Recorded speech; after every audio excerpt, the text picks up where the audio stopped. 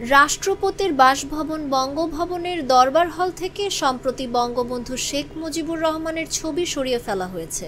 এ নিয়ে অনেকে সমালোচনা করেন।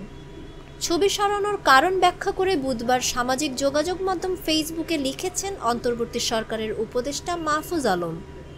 পতিত শেখরা শেখ মুজিব ও তার কন্যা তাদের ফ্যাসিবাদী শাসনের জন্য জনগণের তীব্র ক্ষোভের মুখে পড়েন। তাদের একমাত্র পার্থক্য, শেখ মুজিব একসময় পূর্ব বাংলার গণমানুষের জনপ্রিয় নেতা ছিলেন, যে জনপ্রিয়তা হাসিনার ছিল না। জনগণ পাকিস্তানি নির্যাতন নিপীড়নের বিরুদ্ধে তার নেতৃত্ব অনুসরণ করেছিলেন, কিন্তু ৭১-এর পর তিনি নিজেই একজন নির্যাতনকারী হয়ে ওঠেন। মুজিববাদের প্রতি তার সমর্থন ও পৃষ্ঠপোষকতায় ৭১-এর পর পঙ্গু ও বিভক্ত হয়ে পড়েছিল বাংলাদেশ। নিজের ফ্যাসিবাদী ভূমিকার কারণে ১৯৭৫-এ তার মৃত্যুতে মানুষের শোক অনুতাপ ছিল না।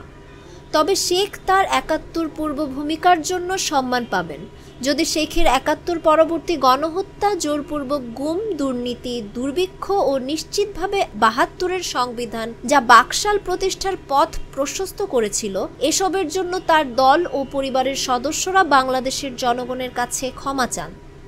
শেখ কন্যার ফ্যাসিবাদী শাসনের কথাও তাদের স্বীকার করা, ক্ষমা চাওয়া এবং এজন্য বিচারের মুখোমুখি হওয়া উচিত।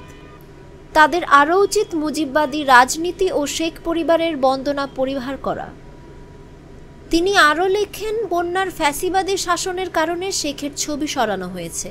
যে শাসন মেয়ে করেছেন ফ্যাসিবাদী বাবার নামে ও তার ৭১ পরবর্তী চেতনার কথা বলে তার বাবাকে দেবতুল্য করা হয়েছিল, কিন্তু জুলাই অভ্যুত্থানের পর বাংলাদেশের মানুষ একসঙ্গে তাদের দুজনের ছবি, মুরাল ও ভাস্কর্য নামিয়ে ফেলেছেন। কেউ যদি সরকারি অফিস থেকে শেখদের ছবি সরানোর কারণে আক্ষেপ প্রকাশ করেন, তবে তিনি এ গণ অভ্যুত্থান ও গণমানুষের চেতনারই নিন্দা জানালেন বলেও উল্লেখ করে মাহফুজ আলম। নতুন এই উপদেষ্টা আরও লেখেন, আমাদের মনে রাখতে হবে ইতিহাসকে মুছে ফেলা যায় না। আমরা এখানে এসেছি ঐতিহাসিক অসঙ্গতি ও অপব্যাখ্যাগুলো দূর করতে। টাইলক্স টয়লেট ক্লিনার, যার অ্যান্টিব্যাকটেরিয়াল এজেন্ট টয়লেটের কোনায় কোনায় পৌঁছে ৯৯% জীবাণু ধ্বংস করে, টয়লেটের কঠিন দাগ ও দুর্গন্ধ দূর করে টয়লেটকে রাখে ক্লিন আর সুবাসিত। ক্লিন মানেই টাইলক্স।